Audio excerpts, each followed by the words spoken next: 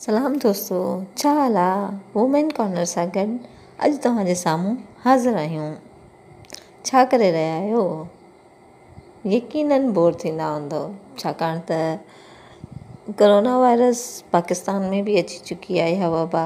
उन जे करे ख़ासि तौर ते सिंध जेको असांजो सूबो आहे उन में त वधीक इन जी सूरत हाल ख़राबु आहे ऐं लॉकडाउन जे करे तमामु दुकान वग़ैरह बंदि आहिनि। मथां रमज़ान पियो अचे, वरी गर्मियुनि जो सीज़न बि आहे ऐं असां औरतुनि खे त ख़ासि तौर ते को इवेंट हुजे, रमज़ान हुजे, ईद हुजे, गर्मियूं हुजनि, हर इवेंट ते असांखे नवां कपिड़ा खपंदा आहिनि। पर न रुॻो पंहिंजे लाइ, पर पंहिंजे ॿारनि जे लाइ बि। नंढियूं नंढियूं जेके असांजे घरनि में गुॾियूं आहिनि उन्हनि खे असां रंग बिरंगी फ्रॉक्स, ड्रेसिस, अॼुकल्ह फैशन में कुर्तीज़ आहिनि, उहे मुख़्तलिफ़ डिज़ाइन्स जी पाराईंदा आहियूं त उहे वधीक ख़ूबसूरत लॻंदियूं आहिनि। नंढड़ियूं धीअर त जेके हूंदियूं आहिनि, छोकिरियूं त जेके हूंदियूं आहिनि उहे त हूअं बि ख़ूबसूरत हूंदियूं आहिनि, पर जॾहिं उन्हनि खे संवारबो आहे, सिंगारबो आहे त उन्हनि में चार चंड लॻी वेंदा आहिनि ऐं तमामु प्यारियूं लॻंदियूं आहिनि। पर हाणे जेका असां वटि सूरत हाल आहे त लॉकडाउन जी सूरत आहे, उन जे करे दुकान बंदि आहिनि। असांखे टेंशन आहे त हाणे रमज़ान बि अचे थो, असां पंहिंजे ॿारनि जो जेको आहे ईद जी शॉपिंग जूं फरमाइशूं कीअं पूरियूं कंदासीं। असां वॾा त ठहियो, असां वॾा जीअं तीअं गुज़ारो करे वेंदासीं, पर ईद त असुलु ॿारनि जी हूंदी आहे ऐं ईद हुजे या गर्मी हुजे, इन्हनि सभिनी मौसमनि में असांजे ॿारनि खे कपिड़ा वधीक घुरिजंदा आहिनि। हाणे इन सूरत हाल में छा कजे? काफ़ी मूं सोचियो त छा कजे, कीअं कजे। दर्जन जा बि दुकान बंदि आहिनि, शॉपिंग सेंटर्स बि बंदि आहिनि। असां पंहिंजे ॿारनि जी दिलि कीअं रखूं ऐं उन्हनि खे कीअं ईद वारे ॾींहुं नवां कपिड़ा पारायूं या गर्मीअ जे मौसम में उन्हनि जी रिक्वायरमेंट पूरी कयूं।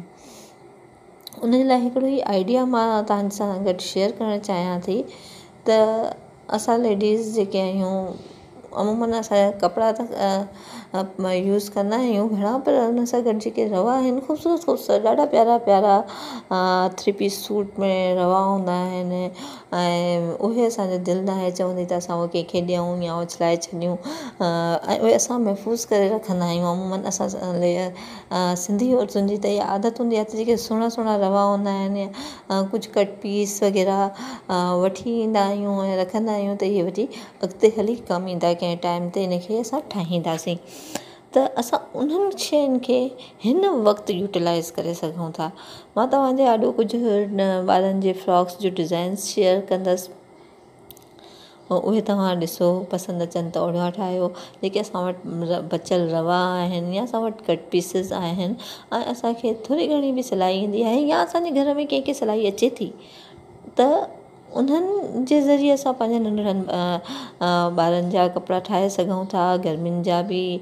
त ईद जे हवाले सां बि उनखे थोरी घणी डेकोरेशन करे तव्हांखे थोरो घणो भर्थ ईंदो आहे त ऐं ख़ासि तौर ते सिंधी औरत जी त सुञाणप इहा आहे त भले का बि औरत हुजे सिंधी, उनखे थोरो घणो भर्थ ईंदो ई आहे।